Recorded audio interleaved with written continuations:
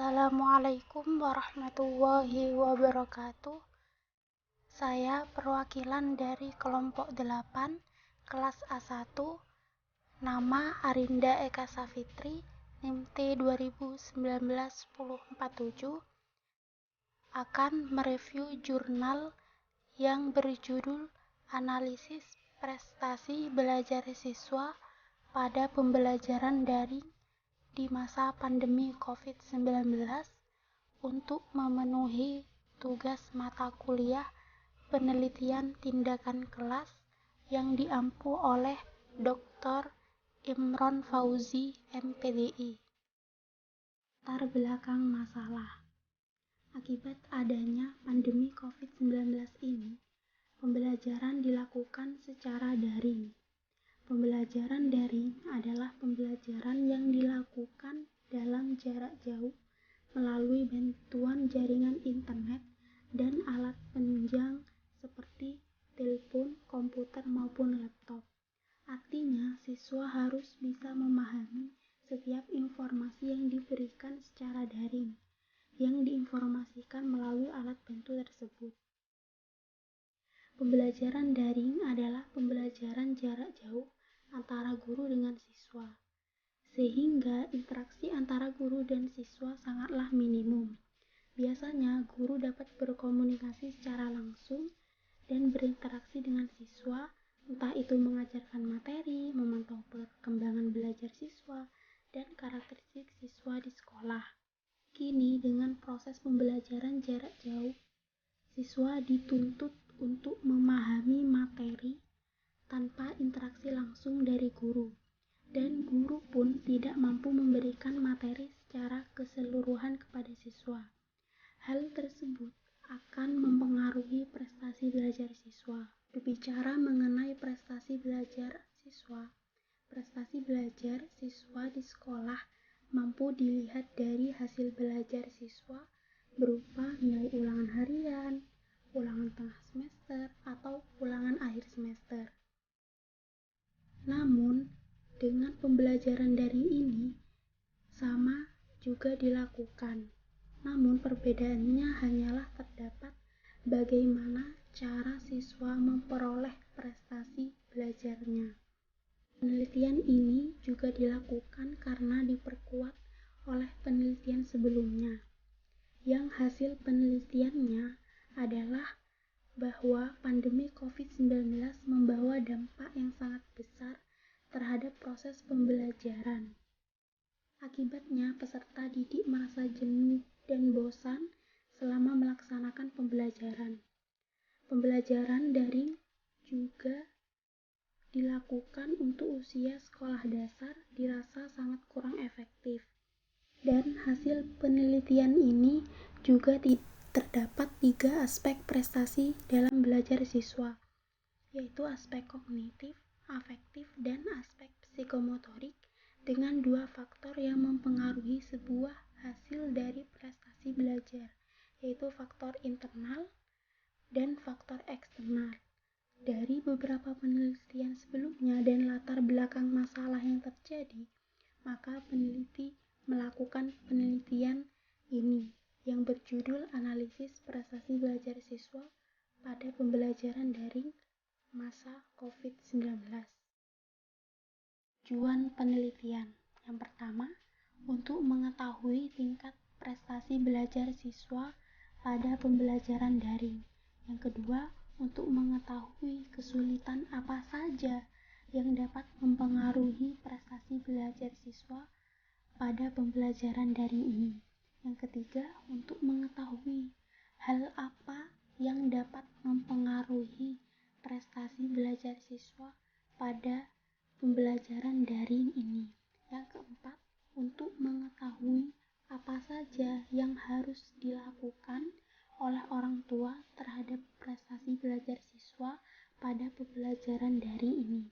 Yang kelima, yaitu untuk mengetahui apa saja yang harus dilakukan guru terhadap prestasi belajar siswa pada pembelajaran daring ini. Pada penelitian ini, peneliti menggunakan metode penelitian kualitatif deskriptif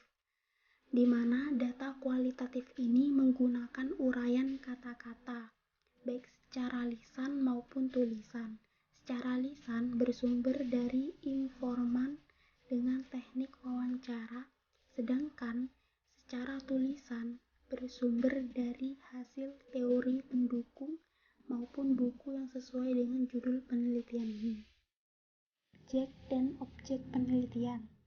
Subjek penelitian yaitu siswa kelas 4 SD 2 Karangharjo dengan jumlah siswa 32 siswa yang terdiri dari 18 siswa laki-laki dan 14 siswa perempuan, dan wali kelas guru kelas 4 SD 2 Karangharjo.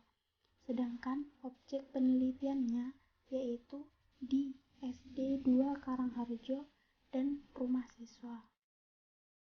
Hasil penelitian.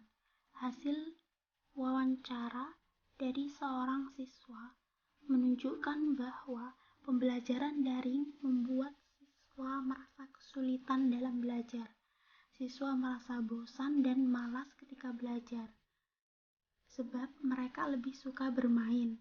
Salah satu faktor karena waktu pembelajaran daring yang panjang dan bebas membuat siswa menunda-nunda dalam belajar. Kemudian kesulitan lainnya yaitu materi baru yang sulit dimengerti, karena siswa dituntut untuk mandiri dalam belajar di rumah, sebab tidak adanya interaksi langsung dengan guru. Guru juga tidak dapat mengajarkan materi pembelajaran secara lengkap. Untuk itu, perlunya pendampingan dan bimbingan dari orang tua, sehingga siswa lebih mudah dalam belajar. Siswa yang didampingi oleh orang tua akan membuat prestasi belajar tetap baik dengan dukungan dari orang tua, membuat siswa lebih senang dan lebih bersemangat dalam belajar. Berbeda dengan siswa yang tidak adanya pendampingan dari orang tua, siswa akan memahami materi dengan sulit, sehingga anak menjadi bosan dan malas belajar, sehingga prestasi belajar yang didapat tidak baik, bahkan menurun. Sedangkan hasil wawancara dari seorang guru menyatakan bahwa pembelajaran jarak jauh membuat semua kegiatan pembelajaran berjalan lebih lambat, dan pembelajaran jarak jauh membuat guru sulit dalam memantau secara langsung perkembangan belajar siswa, termasuk prestasi belajar siswa. Dalam aspek kognitif, guru tidak dapat menerangkan materi pembelajaran secara lengkap. Guru hanya bisa mengirimkan materi baru melalui WhatsApp untuk dipelajari, karena tidak dapat berinteraksi secara langsung. Maka guru dapat bekerja sama dengan orang tua agar memperhatikan, mengawasi, dan membimbing belajar siswa. Penerapan pembelajaran daring juga lebih lambat dari pembelajaran langsung karena waktu belajar yang lama dan tidak terjadwal. Untuk itu, perlunya pembagian waktu belajar, dibutuhkan cara belajar yang baik pula. Siswa yang mendapat pendampingan dan bimbingan belajar dari orang tua akan lebih baik prestasinya, karena siswa saat merasa kesulitan dalam belajar, orang tua dapat membantunya. Sedangkan siswa yang kurang dalam pendampingan akan merasa lebih sulit dalam menerima materi baru dari guru, sehingga siswa dituntut untuk mandiri ketika belajar. Walaupun di dalam diri siswa adanya kesadaran, namun kemandirian siswa tidak akan terbentuk jika tidak adanya dorongan dan perhatian dari orang tua. Pada aspek afektif, guru juga tidak dapat memantau secara langsung bagaimana siswa dalam bersikap dan berperilaku. Pada pembelajaran daring, membuat anak menjadi bosan dan malas ketika belajar, karena waktu belajar yang bebas akan membentuk kebiasaan-kebiasaan yang kurang baik. Kebiasaan-kebiasaan siswa inilah yang akan mempengaruhi aspek psikomotorik siswa. Penerapan kebiasaan siswa yang baik tidak lepas dari arahan dan bimbingan dari orang tua, sehingga pembelajaran daring berpengaruh besar terhadap prestasi belajar siswa, baik dari aspek kognitif, afektif, maupun psikomotorik. Pembelajaran yang dilakukan jarak jauh tanpa interaksi langsung menjadi faktor eksternal, yaitu orang tua berpengaruh besar dalam belajar anak. Faktor lain yaitu cara belajar yang efektif dan efisien. Siswa yang menerangkan cara belajar tersebut pada pembelajaran daring lebih berpengaruh baik dalam belajarnya. Kelebihan penelitian. Yang pertama, adanya hasil penelitian yang lain terkait dengan analisis prestasi belajar siswa pada pembelajaran daring pada masa pandemi COVID-19. Kedua, adanya penuturan pengalaman dari objek yang diteliti. Ketiga, adanya pengetahuan dari segi teori maupun pendapat. Yang keempat, adanya percakapan antara peneliti dengan narasumber. Kekurangan penelitian. Yang pertama, kurangnya penuturan pengalaman, baik dari guru maupun siswa. Yang kedua, banyaknya pengetahuan dari segi teori maupun pendapat.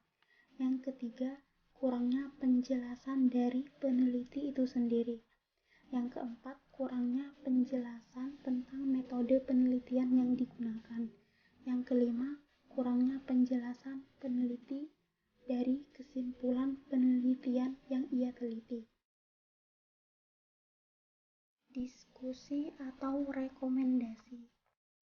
Di dalam jurnal ini mendeskripsikan bahwa pembelajaran daring sangat mempengaruhi prestasi belajar siswa, sebab siswa dituntut untuk dapat memahami materi secara mandiri tanpa dapat berinteraksi langsung dari guru, dan guru tidak mampu memberikan materi secara keseluruhan kepada siswa, sehingga siswa merasa jenuh, bosan, dan malas selama melaksanakan pembelajaran di rumah. Untuk itu, perlunya pendampingan dan bimbingan dari keluarga, khususnya orang tua, sehingga siswa lebih mudah dalam belajar, sehingga prestasi belajar anak tetap baik, sebab adanya pendampingan dari orang tua tersebut. Namun berbeda dengan siswa yang tidak ada pendampingan dari orang tua, anak akan sulit memahami materi, sehingga prestasi belajar yang didapat tidak baik, bahkan menurun. Oleh karena itu, siswa dituntut mandiri dalam kesadaran untuk belajar.